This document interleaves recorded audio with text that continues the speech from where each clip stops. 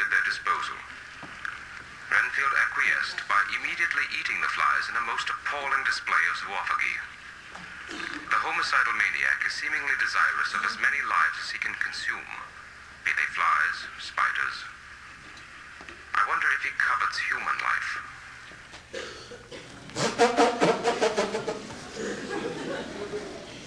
Well, Professor? Yes, sir. Well, tell me what you think. Well, just now I think the lady is taking the young man's blood very, very well. Yes? And? And I am much relieved. Transfusions of blood from person to person is a risky business. I do not like it. You seem also not to like my questions, Professor. Ah, but I do. I like very much your questions. The most important of all things I hope to teach you was to always question. What I do not like so much is you expecting always the answers. Professor, this is not your classroom in Amsterdam. This is a sick room. And Lucy lies there night after night, losing such immense quantities of blood as are not to be believed. But we do believe, because the blood is gone. But how? I come back this morning to find Lucy's pulse 3 times weaker than yesterday. Yeah? There's no functional evidence for blood loss. There's no traumatic wound, no sign of internal hemorrhage. Standard tests of her blood sample tell me nothing. What else have I to diagnose but anemia? What else have I in my experience? You have a new experience. Professor... Nay, do not be angry, Jan. Anger can give birth to wrong answers made in haste. Now, though we may not yet know what it is we are fighting, we can keep a close watch over your friend and try to find the path to renewed health, so she may live a long and happy life, God willing. God willing? Shh! Not so loud, my friend. Do you wish to upset the young gentleman unnecessarily? Never mind him. They're both sedated against the pain of transfusion. Arthur's blissfully asleep beside his Lucy. Because he is asleep, must it follow that he cannot hear? Why, if I can't be a friend, can I at least be a considerate physician? You tell me.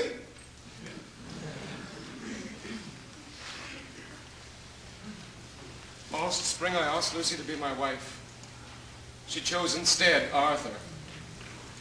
It isn't easy, Professor.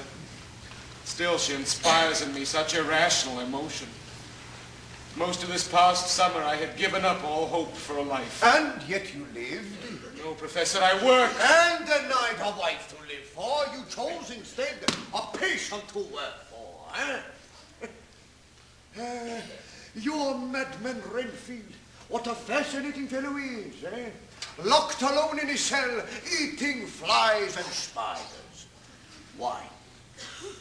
Out of anger and jealousy that they are happy and free and he is not. Can you understand that? Or maybe the man at 60 years of age so fears the grave he must consume life. I can understand that. No, it is a fascinating web. A splendid puzzle you have presented me in your Mr. Renfield Young to coax me out of my lonely retirement. I am grateful as a friend and colleague. Colleague? You flatter me. Never will I achieve your level of knowledge. Oh, Poof! Nonsense, Jan. You are still young. Look about you. Every day is the growth of new technology, new ideas. It is hard for an old man not to envy your youth, but where is the good in that? But there is much good, much comfort in the thought of my work living on through you.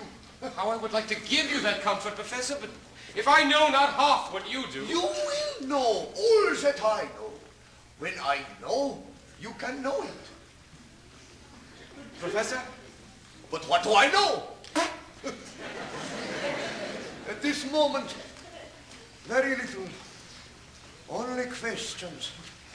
Questions you could not possibly understand. Am I that ignorant? No, I am. Excuse me, Professor Van Helsing.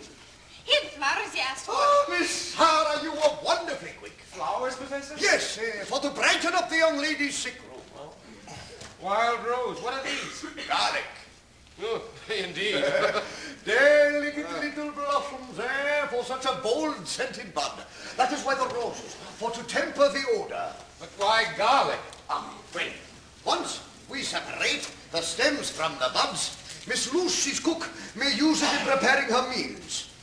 Oh, you have heard, perhaps, how garlic may be beneficial to the heart and blood. I always thought that more an old wives' tale than scientific fact. Well, old wives are often mothers, and mothers often the best of physicians. And in my experience, also the best of cooks. Now, would you kindly take these down to the kitchen, my dear? Of course, sir. And I'll tell cook to start using it right away. There's a girl. You know, you'd make a fine nurse to some old doctor, I must say. No. Miss Sarah, one thing more.